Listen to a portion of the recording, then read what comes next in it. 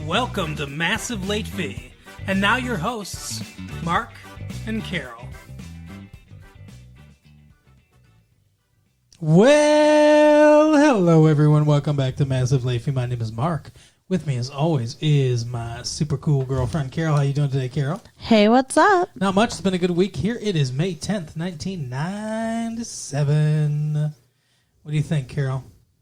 Lots and lots of things. Oh, yeah? You only wish you knew? Maybe I wish I... Or maybe I'm glad I don't know. Maybe. It is a little scary in here sometimes. Yeah? Yeah. Well, you need to let people in or whatever. I don't know what they say. What do they say? I don't know. What do Step they say? into my parlor. So the spider to the fly? There you go. Okay. You want to in-web our listeners. Wow. With the wonder that is your life. So it's been a beautiful, beautiful day. It has. And spring is sprung all over us. Finally. Yeah, exactly. It's been very nice. There are ducks that live outside in our yard. There are, yeah. Yep. Ducks that swim in the little pond. They're super cute. They are. They're nice. They go... They tell us all about crackers. Crackers. Sure. What's your favorite thing to do in spring that you know we can't do in winter? Go for walks. Oh, yeah. You like taking the walks? I do. Strap on a Walkman, a Sony Walkman. And, when I said strap on, your face. My mind went somewhere else. Like, we can use that in the winter, too. Like. Oh, my God. That is not anything that happens in this household. He's just, embarrassed. No, really, that's not. This is how rumors get started, Carol. But yeah, you can strap on a Sony Walkman, peg your pants, and what in the fuck? Walk down the street, like tight rolled your jeans. I don't do that. No, no one does anymore. Because the last time I did that, because it's a real issue because I'm short, okay? But the last time that it's a real issue, people. The last time I did it. Don't get her started on the hypercolor disaster. My friend Heather said, "Hey, where's the flood?" Oh, yeah. And then I was so embarrassed. And I wanted to cry and die and hide all at the same time. Because it was high school and that was how things felt back then. 1989 called. Hey, now. Who wants its story back? Ooh, ouch. Meanie. Yes. Anyway, so we watched a movie today. I have no news today. Shame on you. Shamey. Slacking. But I do have some other deliciousness. Is it my favorite thing? It's because I love the movie we watched so much. It is my favorite thing. Then we're going to do some massive love. Yay. Carol, I've got 4 massive lovelies for you here. Start out, college girl wanted. Okay. Handsome, single, white, Jewish male. It's SWJM. 31. Brown hair, blue eyes, 6 foot even, 185 pounds. Down to earth, even tempered. Seeks single female, 18 to 25 for fun-loving relationship. He's a 31-year-old, but specifically wants a college girl. I think that he has some kind of weird fantasy he's trying to fulfill because why else? And like something's seriously wrong if at 31 he's like, I want an 18-year-old. Right. Yeah, that's kind of what I'm thinking too. What is the pathology of that, Carol? Where, I mean, that's like some kind of arrested development, right? Well, yeah, and like here's the thing. He's going legal, which is good, but I don't know that I trust him around young girls. Yeah. Well, you know what I think? I think, Carol, that he wants a girl gone wild. You think so, huh? Yeah, College Girls Gone Wild or whatever. You've seen those late night infomercials, right? Yeah. Girls Gone Wild. He just wants an invitation to a frat party. What do you think about the Girls Gone Wild stuff with the going to Mardi Gras and show us your tits and we'll throw beads at you and all that stuff? Well, I'm torn between being pissed off by it and wanting to do it. Because it actually looks like a lot of fun to be a girl gone wild. Yeah. But yeah, I mean, mostly it's like, degrading to women and stuff. I think it's funny that somebody decided, let's go on the street with a video camera and find drunk girls and say, hey, we'll give you a T-shirt right if you pull your shirt up and let us film it and sign this release.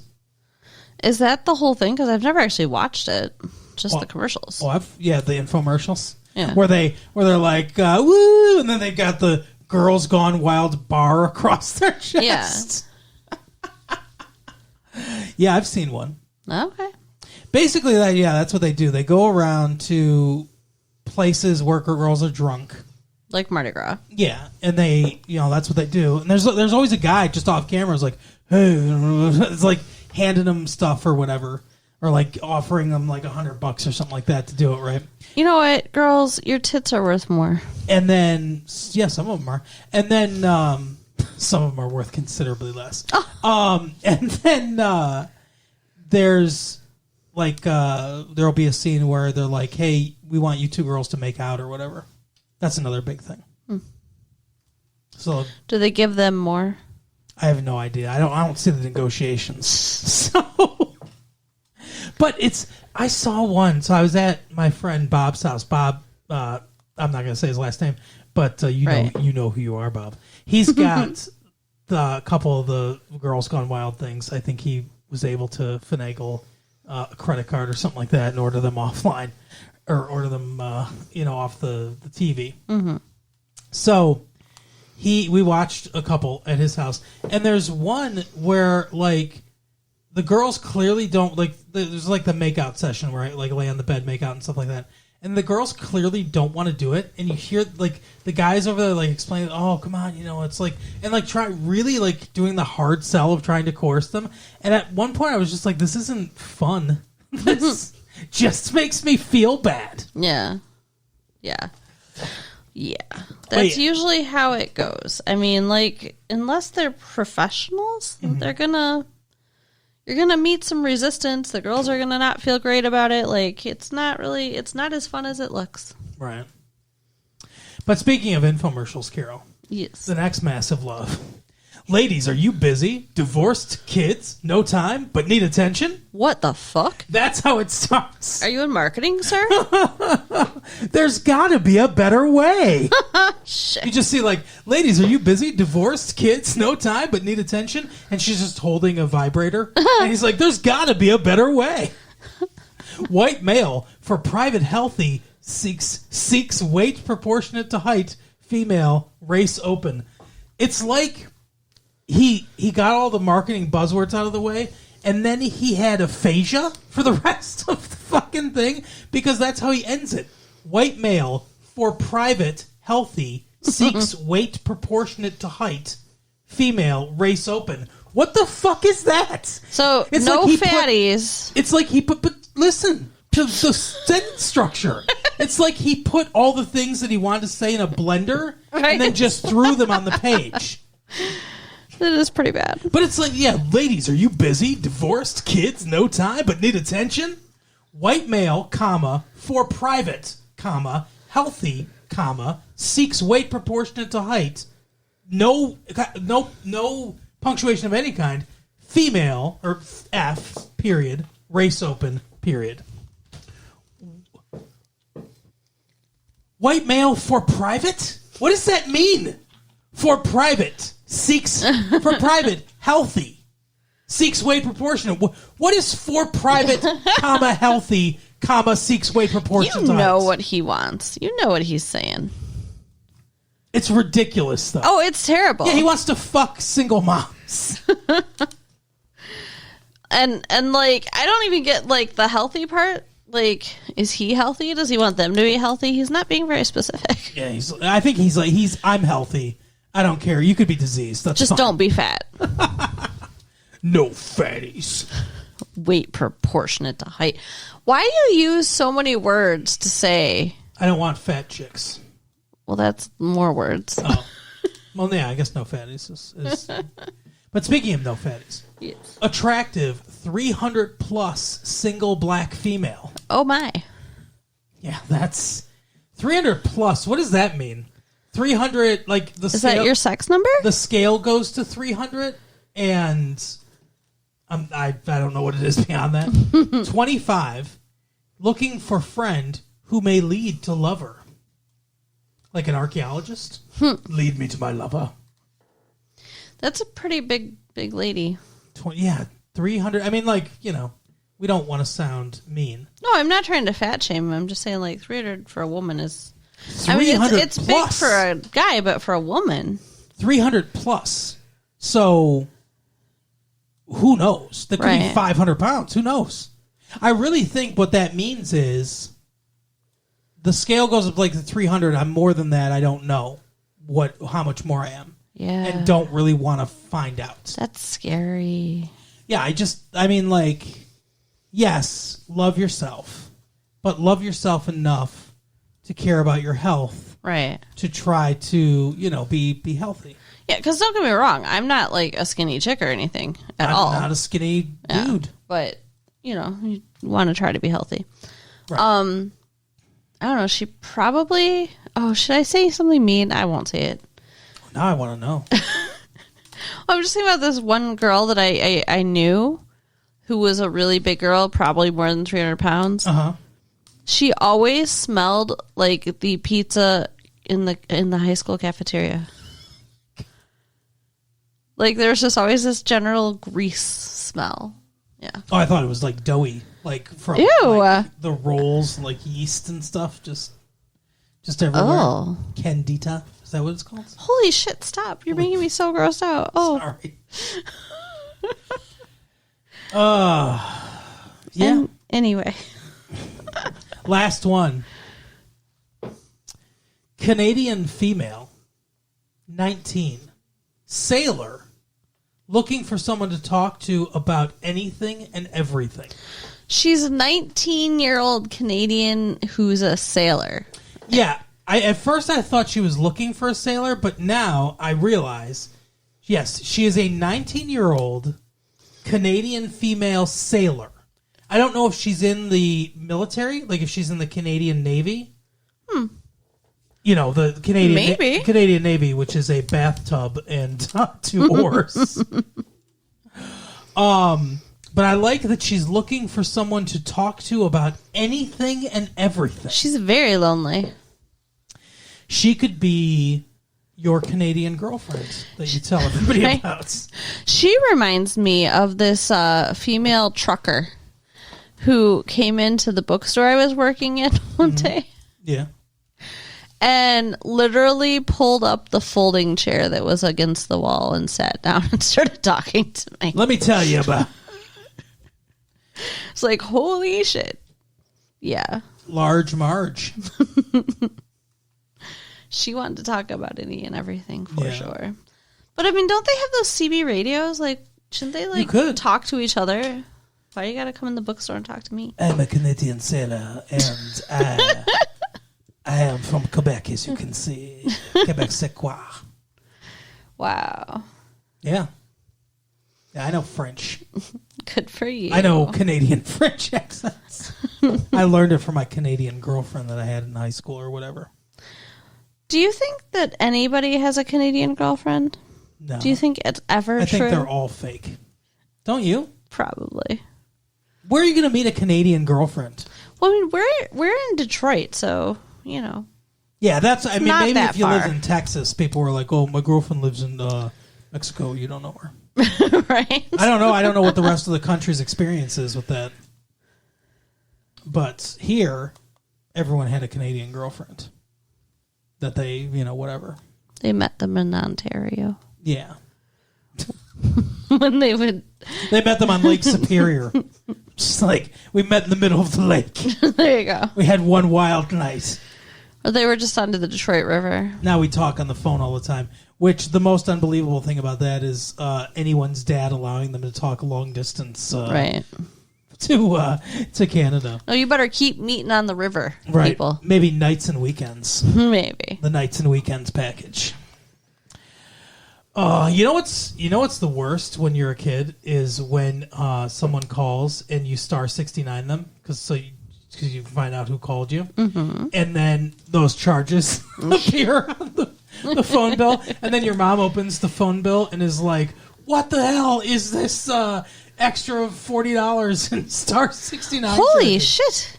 Well, they're like at 99 cents or $1.99. So you did that 40 times in a month, you weirdo? Maybe. Holy shit! Buy an answering machine. That'd be cheaper. Every phone bill has its star 69 charges. Some people don't leave their number though. You know, it's always like a fucking telemarketer too. Oh yeah. That's the problem. Yeah, it's never what you want it to be. Well, speaking of things that are or are not what you want it to be, Carol, was the movie that we saw, Romy and Michelle's high school reunion. Was it the movie that you wanted it to be? It was. Okay. It really was. Like, I enjoyed. End of show. No, I really enjoyed this movie, but I think the one who stole the show was neither Romy nor Michelle. I have a feeling I know who you think stole the show. Janine Garofalo. Yeah, now, I was going to say, I would say that she, came in and carried the movie, but she really doesn't. No, I mean, she's not in it as much. But she owns every scene she's in. Yes. It's like, I'm going to use a sports analogy. Sorry to talk about sports, everyone. I know how you hate when we talk about sports. Fuck y'all. But it's like two rookies in basketball, and then the veteran comes on the court. And maybe they're not as flashy as the rookies or whatever, but they know the ropes and they absolutely command the stage. Yes. Right? That's Janine Garofalo's character in a nutshell. You know what, though? I discovered something in this movie. What? Her eyes are amazing. Oh, yeah. We saw her in, The Truth About Cats and Dogs. Yes, we did. And she's cute in that movie. Yeah. She barely wears any makeup or anything, though. She's supposed to be the ugly one, and Yeah. she's probably stick thin in real life. But in this movie, she actually has on, some makeup and eyeliner, and she does all kinds of things with her eyes. And they're just so cool. Yeah. I think I might have a crush on her now. Really? Yeah, I think so. We also watched her in Reality Bites. Yeah, she wasn't as cool in that movie. Well, she's supposed to be super cool. She is. But no, she absolutely owns it. Yeah. I think, however, that Lisa Kudrow. Now I can see. I've read some of the reviews for this, and some of the people are saying "Oh, it's Phoebe on film." Oh no, Absolutely not. no. There's a couple times where she gets a Phoebe kind of voice or mannerism, but I think that's just her. Right. But I think she's really underrated as a comedic actress. She's very good. Yeah. She's very good at physical comedy in an understated, not over the top way, in a way that plays really well, unlike Jim Carrey. Mm-hmm. And she's excellent at the turn of phrase. She frames a joke or frames a situation perfectly. Yeah. Yeah, she really, although, we got to give credit to Michelle, too, whoever. Mira Sorvino. Yeah. She did good, too. She's good in this movie. She's doing something with her voice that I don't know what the hell it is. She sounds like a man. Is that not the way she usually sounds? I think she has a lower voice. but she'll say like, "Oh, what are you doing?" You know, like she's got that kind of like, "Ew," like, you know, and but it's really pronounced, and I'm like, it was a bit distracting in the movie. I'm like, what the fuck is this accent? I think she's trying to do a California accent, which really doesn't make sense because they're from Tucson, Arizona. Yeah. I mean, they're in Los Angeles now, and they've been there for a decade probably. So it would make sense maybe to have it now, but not in the high school scenes. But she has it then too. Oh, Ramon, you're a god of sex, or what? Yeah, I guess I can see that. It's sort of like a female Keanu Reeves. But like, why does she sound like a man? That's my question. She has a low voice. But that's really her voice? Like, I think so. As far as I mean, I haven't seen her in a lot. She hasn't been in a lot. She was in that Mighty Aphrodite movie where she won the Academy Award and for Best Supporting Actress. And other than that, I don't think I've really seen her in anything. The Woody Allen movie. Yeah, I mean, every time she talks, it's kind of jarring. Oh no! Like I don't know. It's just weird. Yeah. You're the Rhoda Mary, or I'm the Mary, or whatever. You know. I don't know. Like, just odd. So there's definitely things to say. First of all, it's a comedy, obviously. I think it's brilliantly structured, the screenplay, because we're introduced to Romy and Michelle in their environment. And we get a very clear sense immediately of who these characters are, what their relationship is, what's going on in their life. Yes. Then, because the whole plot line is about them going to their high school reunion, they meet Janeane Garofalo, as you said, who mentions the high school reunion. They didn't get an invitation for some reason. Well, maybe they didn't give them their address, you know, in I guess Los Angeles, and maybe their parents didn't bother. Yeah, we don't hear a lot about their family life or anything like that. I wonder if maybe they just don't have a family, like, because they certainly seem to only care about each other, really. Right, yeah.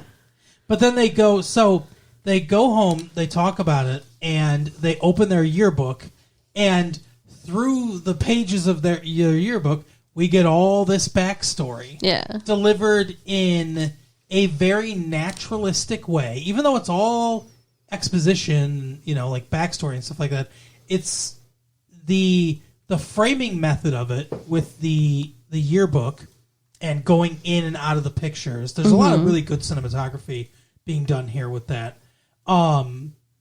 Is nice. And it all flows very naturalistically, them talking about it, and then we get a good sense of what their high school was like. And then we go on the road, you know, very, very short road trip. It's not really a road trip movie. So it's a longer road trip in real life, but there's not a ton on the road. Oh, no, hardly anything, really. We get the inevitable second act, end of second act, beginning of third act beat where the heroes have a misunderstanding or whatever, and then break up before they triumphantly come back together. It was not a misunderstanding. No, not a misunderstanding, but I'm saying like that's a typical trope of a movie, right? Right. Where they do that and then the heroes come back together. And then we get the actual reunion part, and but we get a fantasy sequence beforehand, which is another thing. Weird. Which is another thing that I really loved, though, because this is just a simple comedy movie, and I wish I looked at who directed this, and I didn't. I should have. But this is just a simple comedy movie. This could easily have just been a throwaway, whatever. Right? They don't need to do anything fancy. Right. There's a beautiful tracking shot. And it's very ethereal, which makes sense because it kind of clues us in that this is a fantasy. It's not really happening. Of them going into the reunion in the fantasy at the beginning. But there's a beautiful tracking shot of them walking in where it just kind of it follows and pans and or dolly shot. I mean, it's a dolly shot where it follows and pans and then kind of goes in through the doors. Yeah, and it's beautiful. It really is like a gorgeous shot. and it's so fancy for this movie, but it really shows an attention to detail, a care from the directing side of things about what's going on here. And did you notice that in the fantasy, everyone but them was in pastel? No, I didn't notice that. Yeah. It kind of reminded me of when they went to prom, and everyone but them was dressed in, typical 1980s prom clothing. And right. Then they were in, like, I don't know, well, it makes Vogue sense. clothing. Well, it makes sense then, because that's probably how they remembered them. Yeah. And they remember standing out. And right, exactly. But yeah, like, I thought their fight was really fucking stupid, honestly. Well, yeah, it's the barest justification for a third act split up. Yeah. Cause like, okay, Romy is the one that has a job, yes? Or was that Michelle? Yes. No, Michelle's got the job. Romy is Lisa Kudrow. Michelle is Mira Sorvino. And Michelle has been taking care of Romy, it seems, possibly for a whole decade. Like, there's never any mention of her ever having had a job. Yeah. Like, what the fuck?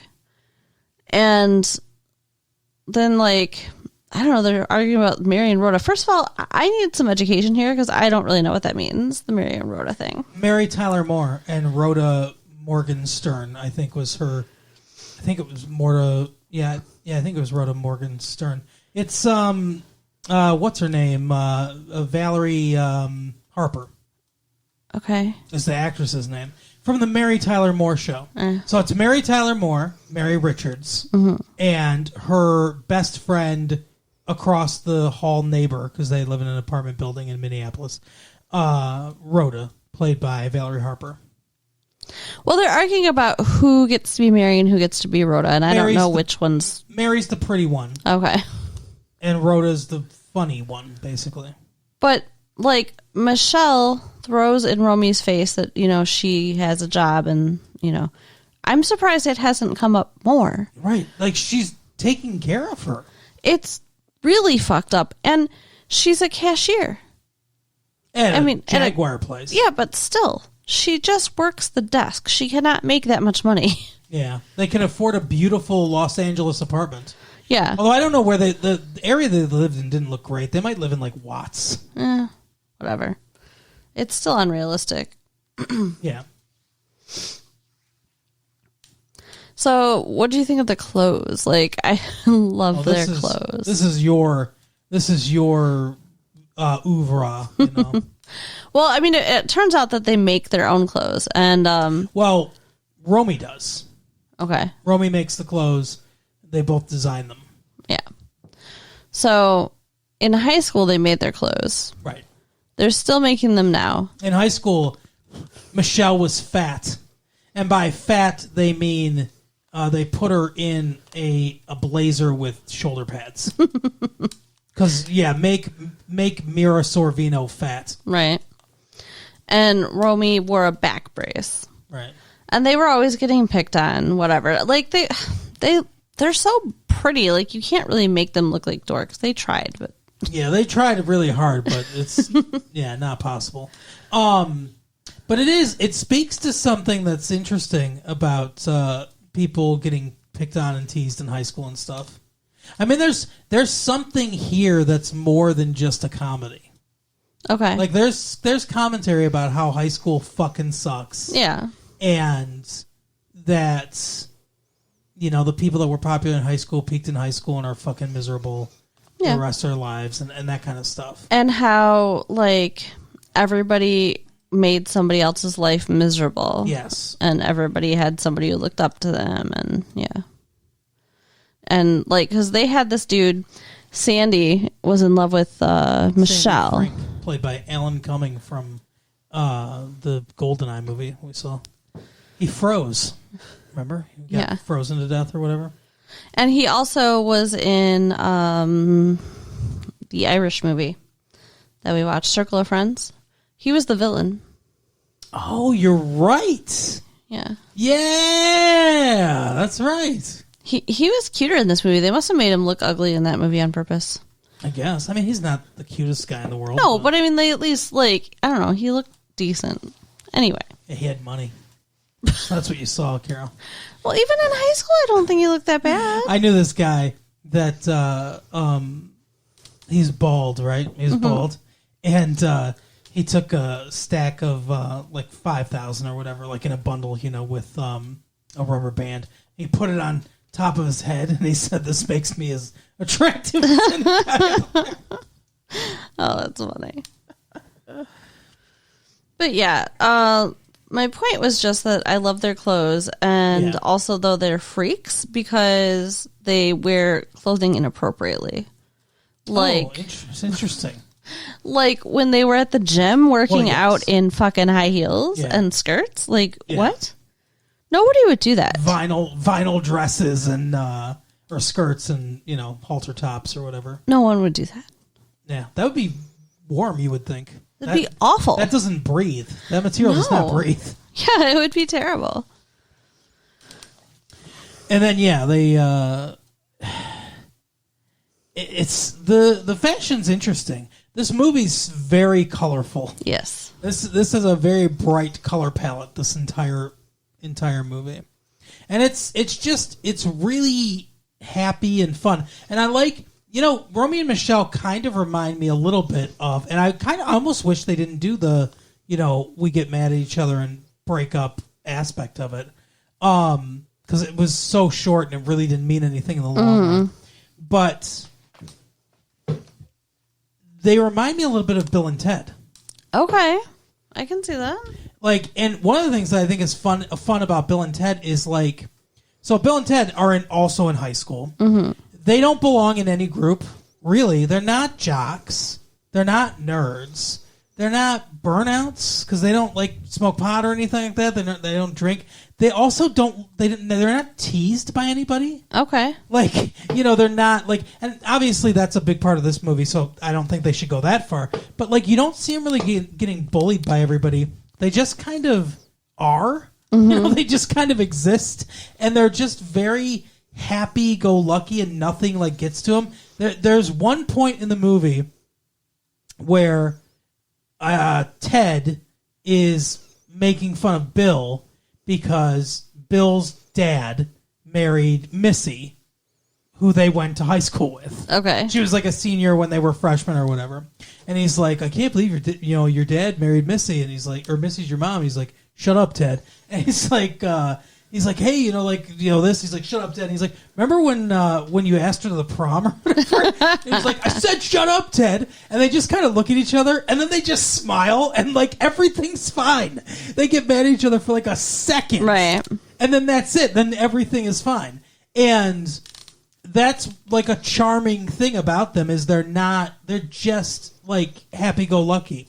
These two are very much the same way. Yeah. Like their lives are just like they see only all the positive about what's going on in their lives.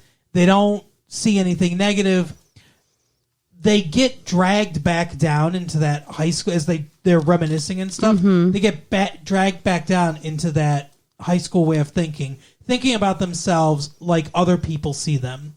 And then that gets them on the wrong path of trying to lose weight, trying to get boyfriends, trying to get meaningful jobs and stuff like that. And eventually leads to them lying about inventing sticky notes, Post-it notes or whatever, which I'm pretty sure were invented a long time before they were in high school. Oh, yeah. But I guess that goes along with how ridiculous the movie is. Well, and that's how their lie gets busted so quick because it's an obvious lie. But so all that makes sense thematically. I wish they hadn't gone the step farther of turning them against each other, though. And it seems like the only reason they did that is so that they could get shot down separately or whatever. I don't know. I guess, I mean, like, what ended up happening was the one was getting picked on and then the other one stood up for her, so then they were friends again. Like, yeah, and that's the redemptive arc of, hey, we don't give a fuck what you think. Right. We're just going to be happy like we were before in our own lives. And then that leads to, you know, everything good. Right. That leads to the multi-billionaire or whatever Sandy Frank, who invented rubber. Some special kind of rubber that they use in every tennis shoe in the world.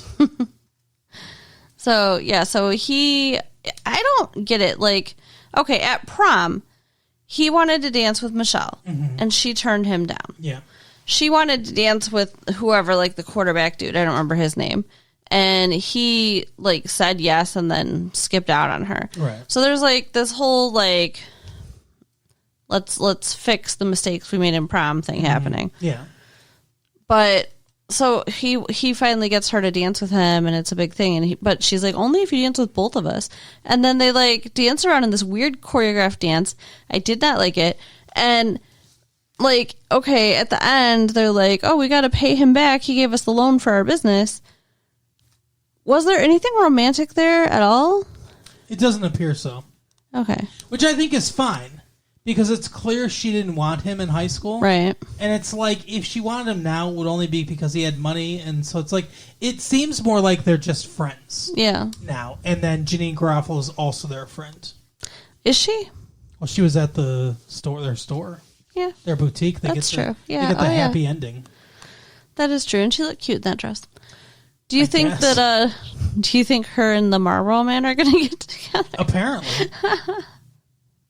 Because Janine Garofalo had this thing in the back of the round of the movie, but she smoked, and every time she would be outside smoking, this guy who looked like the Marlboro Man and never said anything, Justin Theroux, she would ask him for a light, and he'd just toss his cigarette at her, which, like, kind of an asshole thing to do. Yeah, but why didn't she ever have anything to light her own fucking cigarettes with? Well, that's a good point. That kind of bothered me. But then it ended up that he, like, likes her, and then they made out. Yeah, and I guess I don't know. Who knows? Maybe they just hooked up. Maybe. I mean, he lives in Tucson. She lives in Los Angeles. Yeah, that's true. Well, actually, I don't know where he lives. Yeah. I just assumed he lived in Tucson, but maybe everyone that lived in Tucson eventually moves to Los Angeles. Maybe. I mean, Cameron Manheim was there in that store as well. Which one was that? That was the Toby, the bigger lady. She stole at least one scene in the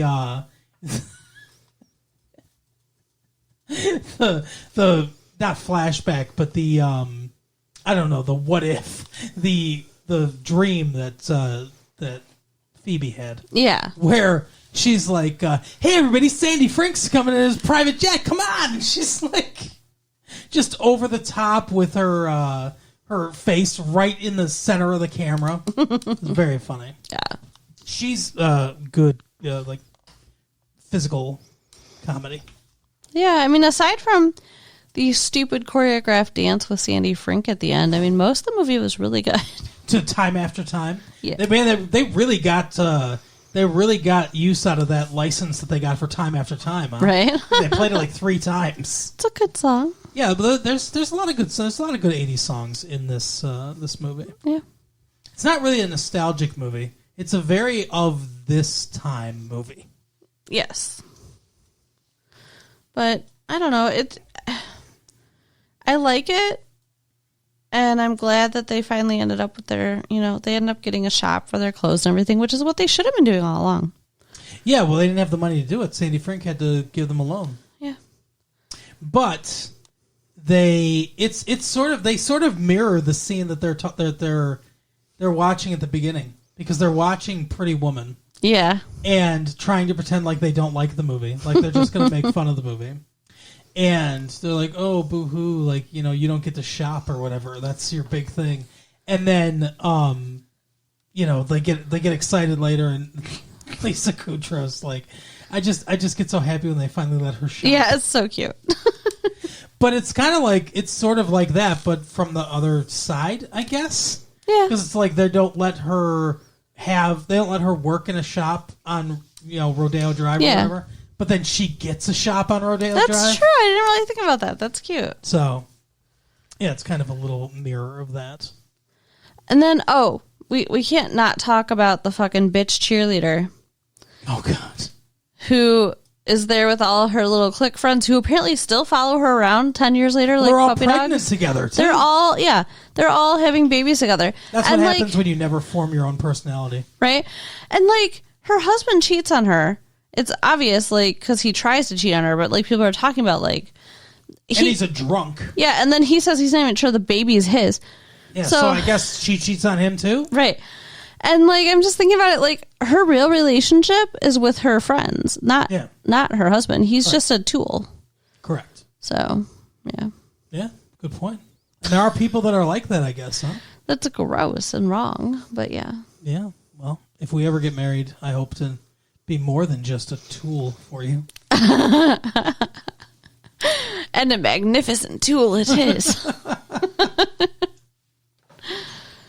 So we started talking about strap-ons, and we're ending. I've got penis on the brain tonight. Apparently. But that's the episode. I would say go out and see this movie. For sure. Well worth your time and money. Maybe see it twice. Yeah, see it once for Romy and once for Michelle. And then see it once for Janine Garofalo. She really does own every scene she's in this movie. Yeah, I love her. All right, well, that is the episode for the week. Carol, do it to it. So you can go ahead and write us at latefee1994 at AOL.com. Mm-hmm. Check out our website at www.retrolatefee.com. Do that too. Share the tapes with your friends. Oh, yeah. That's it. And we will see you next time. Yeah, that's your line. Oh, shit. Why am I hearing it in your voice? I don't know. All right, we will see you next time. Bye. Bye.